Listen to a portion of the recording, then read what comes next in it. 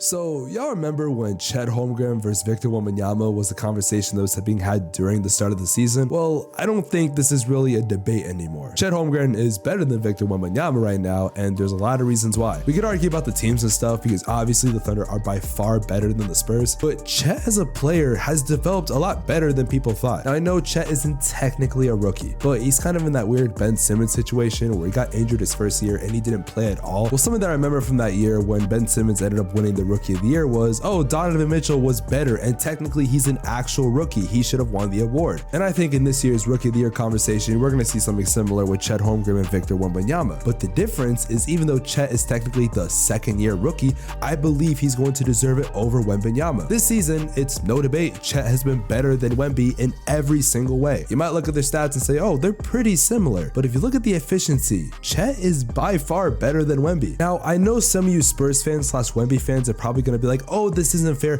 Wemby's on a bad team. Chet is on a team that is going to contend in the Western Conference. And yes, that is fair. And I do believe that Wemby's being held back because of Popovich. And that's an argument you can make. But when I watch Chet and I watch Wemby, it just seems like Chet is a lot more advanced. Now, it's not to say that 5 years later, Wemby can't be better. But right now speaking, I think Chet is just the better player. I know I might get some hate for that because Wemby was supposed to be the guaranteed #1 pick. He was the guy that was supposed to be the rookie all-star. Yet, if this happens to any player, Chet Holmgren is most deserving of it compared to Wemby. And that's no disrespect to Wemby, it's just showing how good Chet has been this year. I think most people expected Chet's defense to be the #1 thing that we talk about. We all knew the Thunder were going to be a better team defensively. In fact, I said that in my Thunder video that I made during the summer, but nobody expected Chet to be this advanced to the offensive side of the ball. I mean, he is looking amazingly polished on the offensive side. Nobody expected this to happen, but there's a lot that Chet is doing that makes you wonder how good he can be in the future. It also makes you wonder how well the Thunder are going to be this year. Right now, they're one of the best teams in the Western Conference, and I think this is going to be sustainable. I'm looking at a couple teams in the East and West right now because there's always this thing that happens where at the beginning of the season, there'll be a good team and they'll fall off,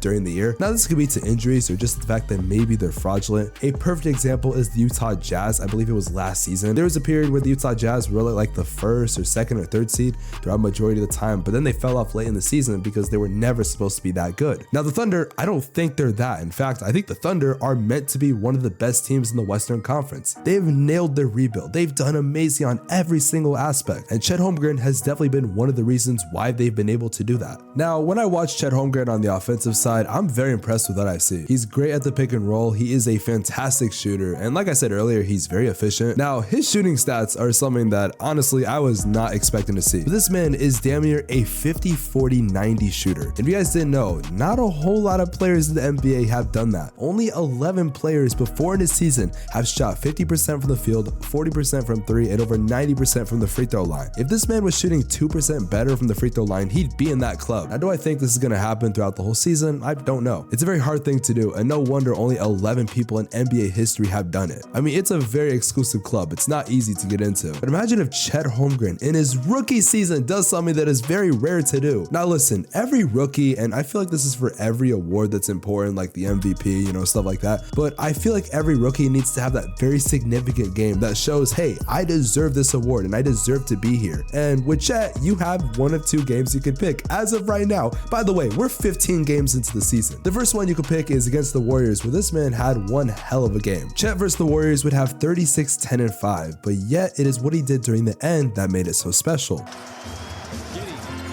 has to find somebody, finds Holmgren, the turnaround shot to tie it, and Chet Holmgren! This man Chet hit one of the craziest shots I think I've seen this year so far. And I just saw Devin Booker hit a game winner versus New York. But I'm not gonna lie, even though Devin Booker is like one of my favorite players, that Chet shot was low-key kinda nicer. Just saying, man. The Thunder would go on to win in overtime, and we had nothing else to say. And the other game I'm referring to is something that I don't think a lot of people are really talking about. Philadelphia 76ers and the Oklahoma City Thunder went head-to-head just about a couple nights ago, and Chet Holmgren had 33 points versus Joel Embiid. Now granted, the 76ers did win, and Embiid Embiid, I think, had like 2 or 3 more points. But the fact that this man went head to head with Joel Embiid and he held his own and did pretty well is amazing to me. I also think if you look at the eye test, I've seen things with Holmgren that not a whole lot of rookie centers are good at. I know there's a lot of players in college when they get to the NBA, their shooting just cannot translate, especially a lot of big men. But Chet, he's definitely been a great shooter so far. And I've seen little to no problems with him so far on the offensive side, especially his shooting. Now, I said this earlier, do I think his 50-40-90 stat line is going to continue? No, I don't think so. But I wouldn't be surprised if he lingers around. Maybe he's like a couple percentages off from the free throw line